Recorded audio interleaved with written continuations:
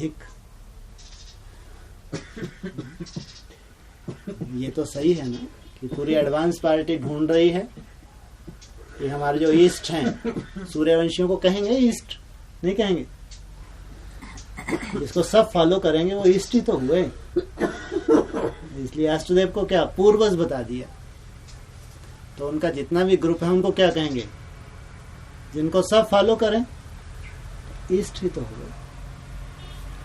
तो कुछ तो उन्होंने ऐसी लकीर खींची होगी अपने कर्मों से जिसको सबको फॉलो करना पड़ा। सूर्यवंशियों ने जो लकीर खींच दी पुरुषार्थ की, सबको फॉलो करना पड़े। तो ऐसे श्रेष्ठ जो मेहनती सूर्यवंशी हैं, जिनको लग रहा है कि हमको बाबा ने एज ए सैंपल के रूप में चुना है, ये सैंपल जब तैयार हो जाएंगे तो पूरी एडवांस पार्टी सौदा करेगी। तो अच्छे अच्छे जो रत्न हैं, जब पर्दा खुलेगा, शोकेश में रत्न रखे हुए हैं बाप के, तो उनकी प्रत्यक्षता होगी। उनकी स्थिति जो उन्होंने बनाई है, बाबा कहते हैं ना, अगर तुम्हारी एक एक की ये लिखें, बायोग्राफी लिखें तो बड़े बड़े शास्त्र बन जाएं। सुना है? ऐसा बाबा ने बोला है। अगर तुम एक एक की हिस्ट्री बाप लिखे तो बड़े बड़े क्या बन जाए? शास्त्र बन जाए।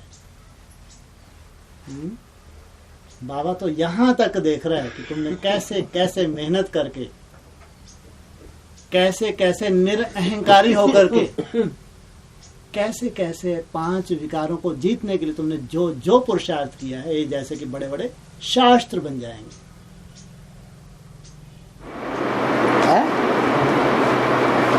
जब अष्टदेव है और अष्टदेव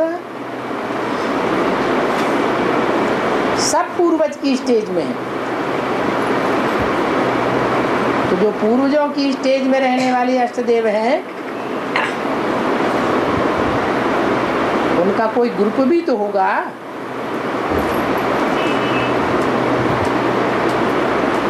जो आदि से अंत तक उनको फॉलो करता होगा। अंतिम जन्म में वो अष्टदेव भी जब दूसरे धर्म में जाएंगे तो उनके साथ उनका सारा ग्रुप उसी ग्रुप में चला जाएगा।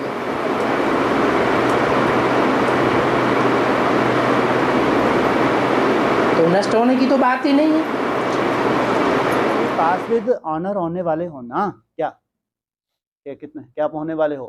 पास विद ऑनर माना ये भी एक ग्रुप है। जो सूर्यवंशी जो फर्स्ट डिनाइस्टी है, उनका पूरा ग्रुप क्या कहलाएगा? पास विद ऑनर। फर्स्ट डिनाइस्टी को क्या बोला व्यक्तवाणी में? पास विद ऑनर। तो जो सब इनको सल्यूट करते हैं। जितने भी ग्रुप्स प्रत्यक्ष होंगे आगे चल के एक दूसरे को खींचते हुए 108 की माला तैयार होगी नहीं होगी? हाँ, तो जितने भी ग्रुप होंगे सल्यूट करेंगे नहीं करेंगे? नहीं करेंगे। बोलते हैं 8 ही पास बाबा ने क्या बात की? 8 ही पास ग्रुप के 8 जो पास विद ऑनर बनते हैं, उनको फॉलो करने वाला वही कैटेगरी है। सर्कुलेशन संकल्पों का वही है या अलग खून है? खून ही एक है। तो चाहे अष्टदेव हो चाहे उनका परिवार, कैटेगरी ही एक है वो। तो सब उसी कैटेगरी से मान्यता देंगे, सब वही कैटेगरी से मान्यता देंगे। अगर अव्यक्तवाणी में आया है तो सब मान्यता भी उसी कैटेगरी से देंगे। वो 8 को नहीं देखेंगे। जो फॉलो करने वाला पूरा परिवार उनको एक से ही सांचे में ढला हुआ नजर आ रहा है। इसी का नंबरवार अपना अपना अमृत बेला अलग अलग होगा टाइम, या सन 36 ही सबका एक टाइम होगा है सुधरने का? सबका अपना अपना अलग अलग होगा। अभी भी ब्राह्मणों की दुनिया में, एडवांस की दुनिया में जितने भी ब्राह्मणों के संगठन हैं, सब संगठन का पुरुषार्थ एक जैसा नहीं हो सकता। कोई संगठन ऐसा भी होगा बल अमृत बेले में कुछ न कुछ त्रुटि तो होगी, लेकिन और संगठनों के मुकाबले नियम और टाइम और पुरुषार्थ ज्यादा पक्का होगा।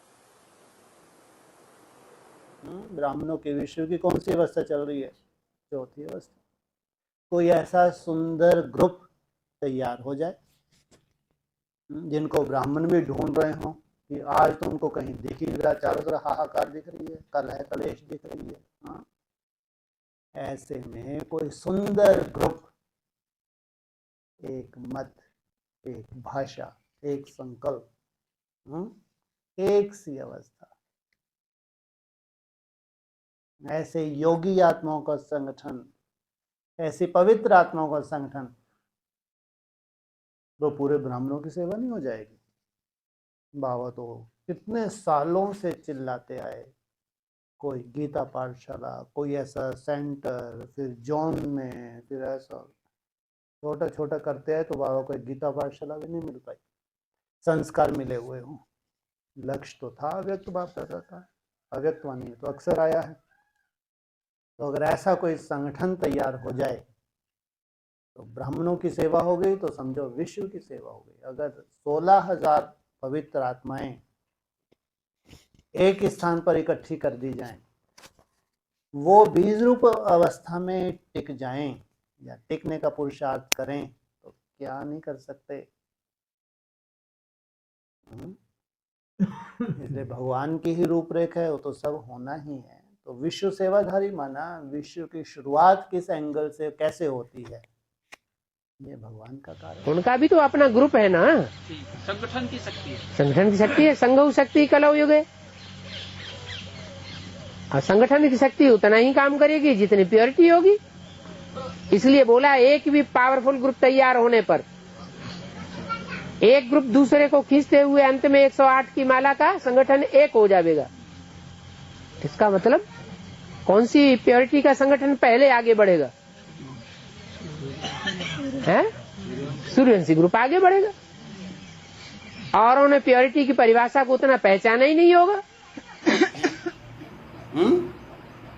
सोचो, जो नई दुनिया में एडवांस में जा रहे होंगे तो उनकी नॉलेज भी एडवांस होगी, धारणाएं भी इतनी सुंदर एडवांस होंगी, योग बल भी एडवांस होगा, और सेवा जैसी सेवा आज तक कोई कर ही ना पाया।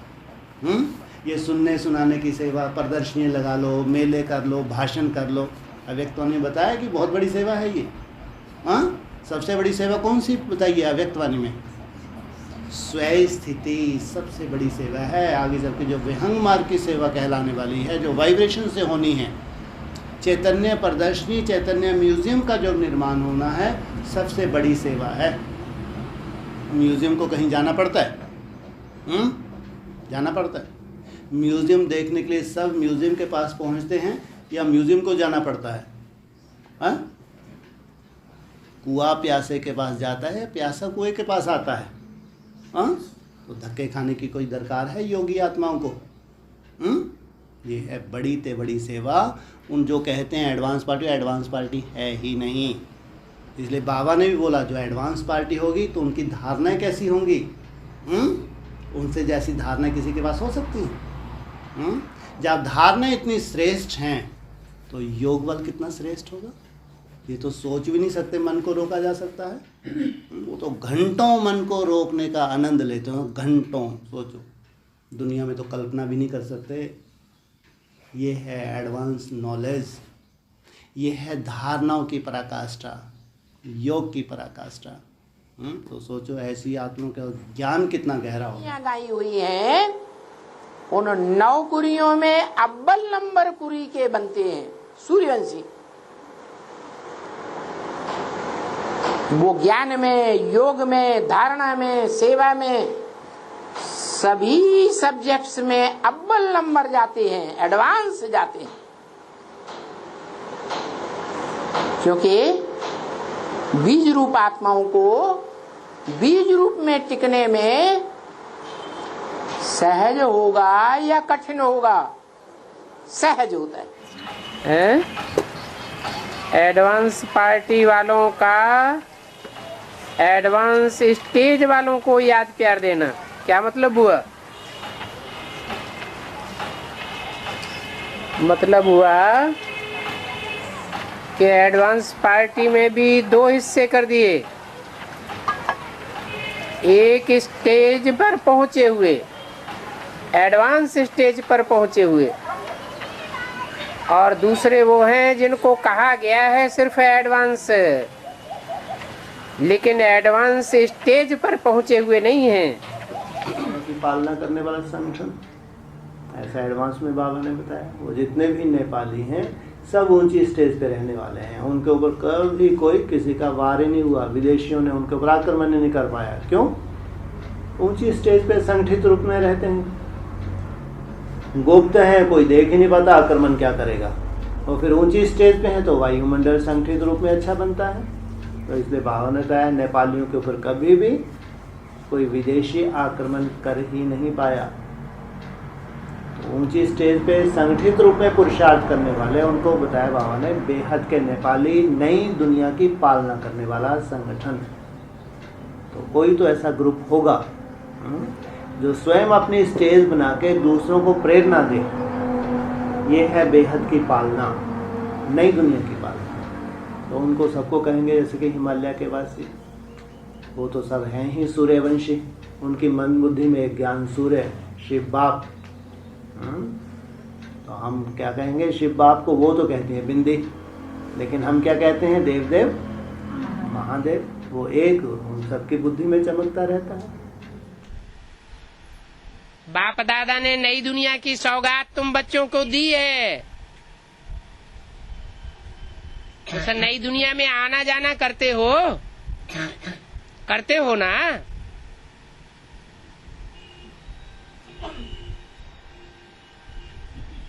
तो सूर्यवंशियों का राज यज्ञ के आदि में भी स्थापन हुआ था।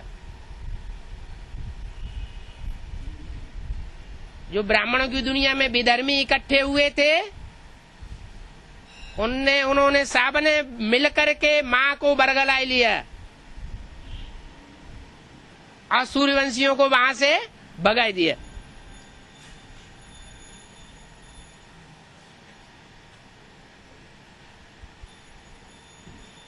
अभी भी ऐसे होगा, है?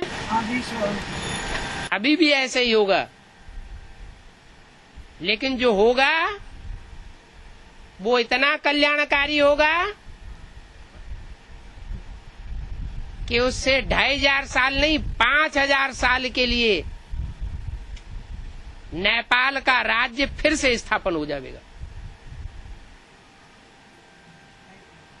और सूर्यवंशी किसी से झुक करके रहने वाले नहीं हैं।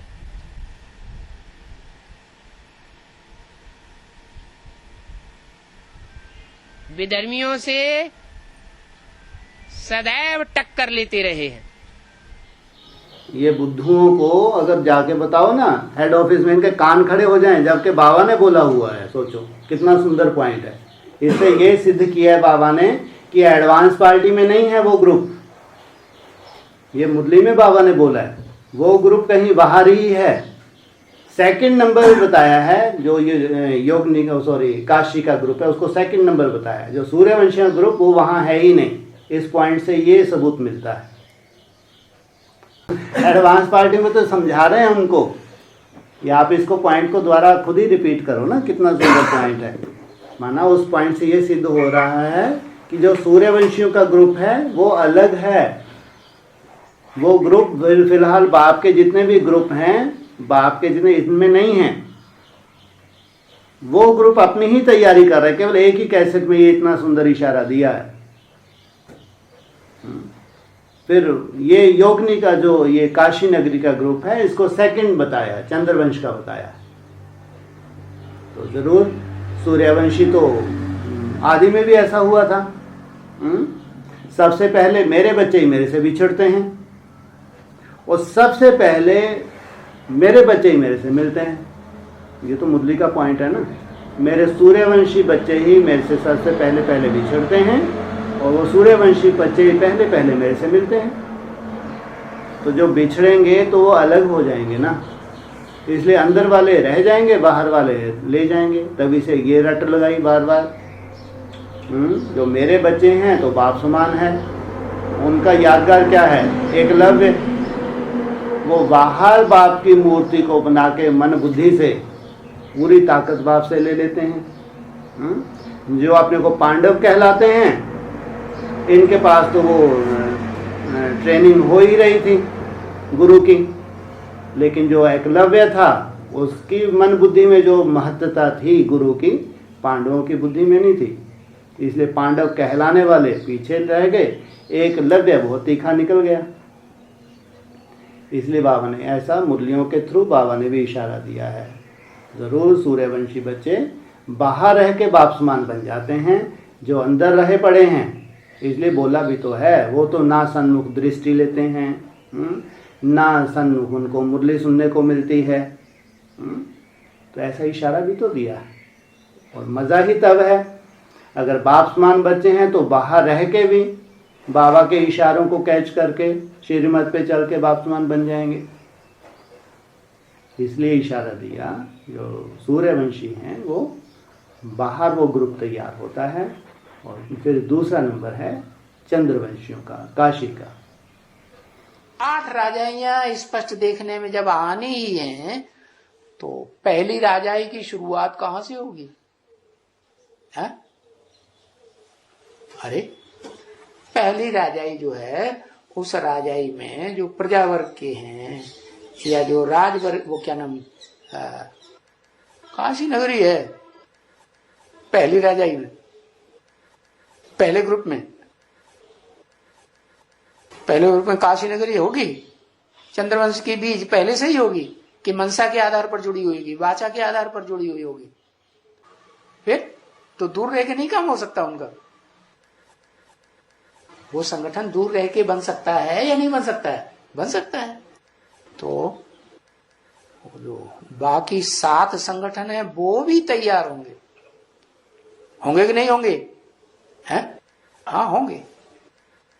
हाँ, ये है कि पहला ग्रुप पहले तैयार हो जाए जिसको कोई क्रॉस कर ना सके। क्योंकि संगम की दुनिया में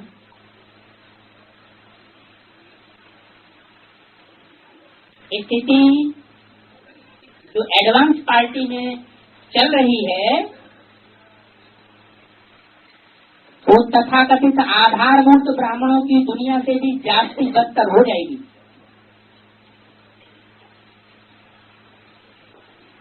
अंदर वाले रह जाएंगे और फिर भी बाहर वाले रह ले जाएंगे। बाहर वाले कौन? एडवांस पार्टी के लिए बाहर वाले कौन? बाहर की दुनिया वाले। बाहर की दुनिया वालों की बात नहीं है, ब्राह्मणों की दुनिया में ही, जिनके लिए अभी हम हंस रहे हैं, उनमें से कोई ऐसी श्रेष्ठ में निकलेगी कि बाजी मार ली जाएगी और हम देखते रह जाएंगे। सब आगे चल के लागू होना है। ऐसा नहीं जितने मिन्नी मधुन पे रह रही हैं सबसे मिलेगा बाप, बिल्कुल नहीं। उनमें से जो जो श्रेष्ठ आत्माएं होंगी वो ट्रांसफर होंगी आगे चल के। इसलिए बोला आगे चल के द्वारा भट्टी भी होनी है। ये भी बाबा ने खुद बोला है। नई दुनिया में जाने वालों के लिए सीधा एडवांस पार्टी को पहले ही बता दिया, अभी तो एक और भट्टी होनी है, नया अभी समर्पण समारोह होना है। ऐसे नहीं कि तुम सबके सब लंगड़े लंगड़े चले जाओगे। जितने भी समर्पित हैं ये सब नहीं जाएंगे एक साथ। इनमें जो श्रेष्ठ आत्माएं पहले पहले उनकी भट्टी होगी। इनमें भी सबसे पहले तो कोई यमुना जैसी आत्मा भी होगी, उसकी भट्टी होगी, वो ट्रांसफ़र होगी। फिर ये मिन्नी मधुन पे रहने वाली धीरे धीरे जाके ट्रांसफ़र होंगी। और हम लोग तो बाहर रहने के बाद भी दिन रात भट्टी में पड़े हुए हैं, दिन रात उसको याद करने की मेहनत कर रहे हैं। तो ये एडवांस पार्टी को नहीं मालूम है कितना बड़ा धोखा होने वाला है इनके साथ। वो बाप तो बहुत ही क्या रमतुवाज क्या बोलते हैं, इतना वंडरफुल बाप है, बहुत मुश्किल है उसकी रूपरेखा को जानना। एक अव्यक्त वाणी में कुमारियों की समर्पण समारोह की भट्टी हो रही थी। उसमें अव्यक्त बाप दादा ने बोला, ऐसे नहीं समझना, ये पहला समर्पण समारोह और आखिरी समर्पण समारोह है।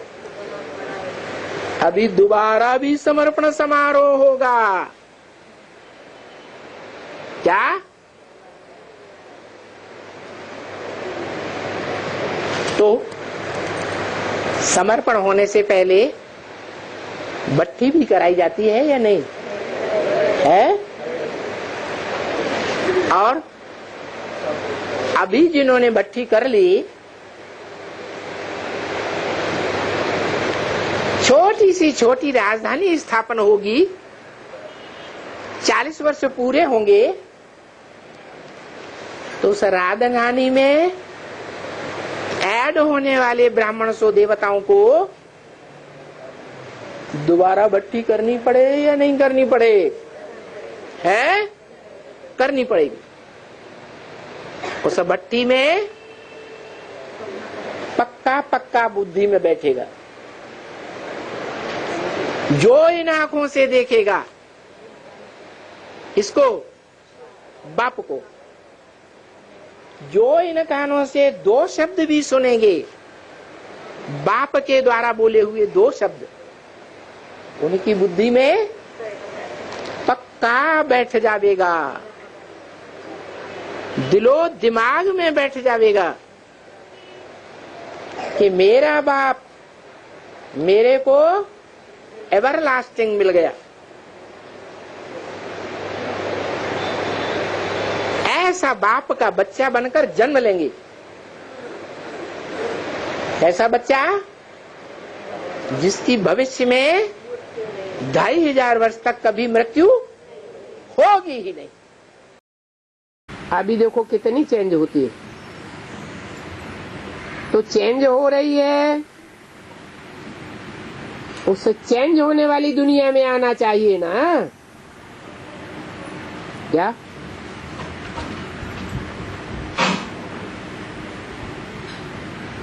चेंज होने वाली दुनिया में आना चाहिए। क्या मतलब हुआ? बेसिक नॉलेज से एडवांस नॉलेज हुई तो कहाँ जाना चाहिए? बेसिक नॉलेज में ही रहना चाहिए या क्लास ट्रांसफर करना चाहिए? क्लास ट्रांसफर करना चाहिए। फिर एडवांस नॉलेज में भी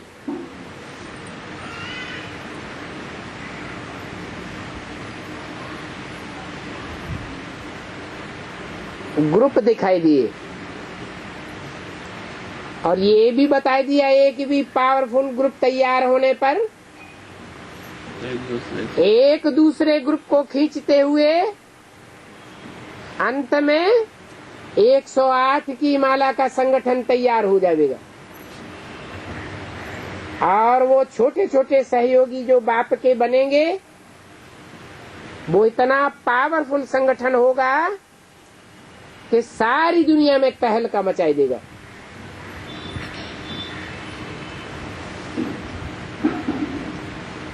बड़ा भारी रिवॉल्यूशन हो जाएगा। तब पता चलेगा ये जो झूठे टाइटल रखवाने वाले हैं श्री श्री 108 जगत गुरु शंकराचार्य, ये जगत के गुरु हैं या परमपिता परमात्मा 108 श्रेष्ठ आत्माओं को संसार में प्रत्यक्ष करने वाला वो जगत का गुरु है।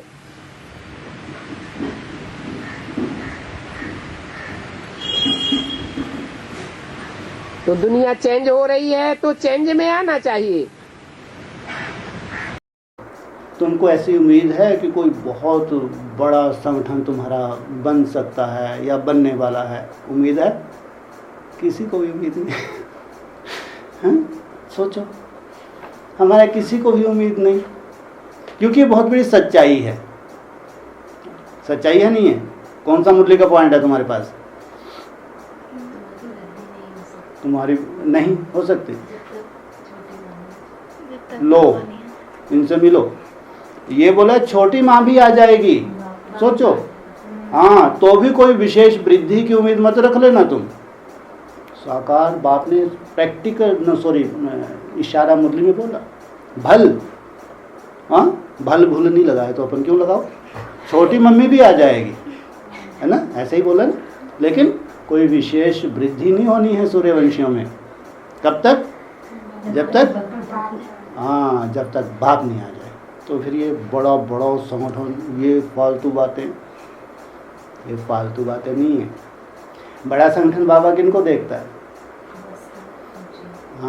जो 108 में आने वाली आत्माएं हैं वो धीरे धीरे तुम्हारे ग्रुप से जुड़ जाएं, भले ही कहीं पे भी हों, उनकी शुभ भावना तुम्हारे साथ होगी। और जैसा जैसा तुम्हारी वानियों में सुनेंगे, आजकल तुम नेट पे भी डाल दो, बिना सोचे समझे भी डाल देते हो, डालते हो, ज़्यादा कटिंग वटिंग भी नहीं करते। लेकिन उनको तो इंतज़ार रहेगी। जैसे ही वाणी को सुनेंगे तुमको तो आदत पड़ गई कहानियाँ सुनने की, है? वो तो एकदम प्रैक्टिकल में करना ही है। मैसेज मिला, शुरू। ऐसे श्रेष्ठ पुरुषार्थी स्वतः ही आकर्षित होंगे और और मिले भी नहीं हैं, आए भी नहीं हैं। कार्य चल रहा है, ये है वंडरफुल सेवा। तो नहीं कहेंगे महायज्ञ? बिल्कुल कहेंगे कि वो बेसिक ज्ञान में पहले आती है? और कृष्ण वाली आत्मा प्रैक्टिकल में जो संगमी कृष्ण है वो पहले आता है या बाद में आता है? वो बाद में आता, 3-4 साल के बाद आता है। तो भले वो राधा सो लक्ष्मी, आदि लक्ष्मी का पार्ट बजाने वाली आ जाती है, परंतु बीज रूप बाप के बगैर वृद्धि होगी सूर्यवंश की नहीं हो सकती। तो तुम बच्चों का झाड़ अभी इतना जल्दी नहीं बढ़ेगा, है, जितना आगे चल के बढ़ेगा। लेकिन सूर्यवंशियों के लगता है वो अपने को गुप्त करते जाते हैं और गुप्त करते जाते हैं। उनकी विशेषता बताई। उनको तो प्रत्यक्ष होने से एलर्जी है, बोला है। उनको तो जैसे एलर्जी है, अगर उनको कोई प्रत्यक्ष है तो उनको चिढ़ छूटती है। जैसे बाप गुप्त है, उनको गुप्त रहने में ही मजा आता है। लेकिन बाप उनको गुप्त रहने देगा? हा? क्या करेगा बाप? है? कौन सी चाबी लगाएगा? खुद नहीं अपने को प्रत्यक्ष करेंगे, लेकिन बाप के पास एक चाबी है। शिव बाबा के पास कौन सी चाबी है? साक्षात्कार की चाबी। इधर तुम्हारी प्योरिटी संपन्न हुई और उधर मैंने चाबी लगाई। अब रहो कितना गुप्त रहोगे, ये बाप का काम, बाप जाने। लेकिन हमको जो मिला है, किससे मिला है? हमारा रचयिता कौन? इसलिए बाप ने कोई सितारे कैसे होते हैं? खुद अपनी चमक को गुप्त करते हैं, लेकिन जो उनको चमकाने वाला है उसको प्रत्यक्ष करते हैं। और कुछ सितारे क्या होते हैं? खुद की टिमटिमाहट खूब दिखेगी और बाप को गुप्त करते हैं। जिन्होंने बाप से पाया है, जिनके पास ऐसे सबूत हैं कि हमारे रग रग में जो सर्कुलेशन हो रहा है संकल्पों का, ये किसका दिया हुआ है, जिनको ये प्रूफ होवे, जिनके पास, वो तो जानते हैं। वो ऐसा कभी अनर्थ कर सकते हैं कि हमने ये मेहनत की या हमने ऐसा उल्टा लटक के तपस्या करके ये स्टेज पा ली? वो ऐसी गलती कभी नहीं कर सकते। क्यों? क्योंकि बाप ने उनके अंदर फीडिंग की है। ये है अव्यक्त मधुबन निवासियों की रूपरेखा। तो इसका मतलब कि जो कई साल पहले बाप दादा ने अव्यक्त वाणी में बोला हुआ था, एक भी पावरफुल संगठन तैयार होने पर एक दूसरे ग्रुप को खींचते हुए अंत में 108 की माला का संगठन एक हो जाएगा। इससे साबित होता है कि माला में 108 मण के जो हैं वो 9 ग्रुप के हैं। तो जो 9 धर्म वाले भगवान को मानते हैं, वो 9 धर्म वाले का जो ग्रुप है 9 प्रकार के, उनमें से जो सूर्यवंशी ग्रुप है वो पहले तैयार होता है। सूर्यवंशी ग्रुप तैयार होता है तो बाकी जो ग्रुप है वो अपोजिशन करेंगे या नहीं करेंगे? करेंगे। तो एडवांस पार्टी में भी फ्रिक्शन देखने में आएगा। बाप आया हुआ है बच्चों को टच करने के लिए, क्या गए फादर सोज सन्स और सन सोज फादर। तो कौन पहले अपना काम करेगा? फादर सर्वशक्तिवान है, वो अपने बच्चों को पहले प्रत्यक्ष करेगा, खुद बाद में प्रत्यक्ष होगा। छुपा रुस्तम तो बाद में खोले। तो बच्चों के द्वारा बाप प्रत्यक्ष होते हैं।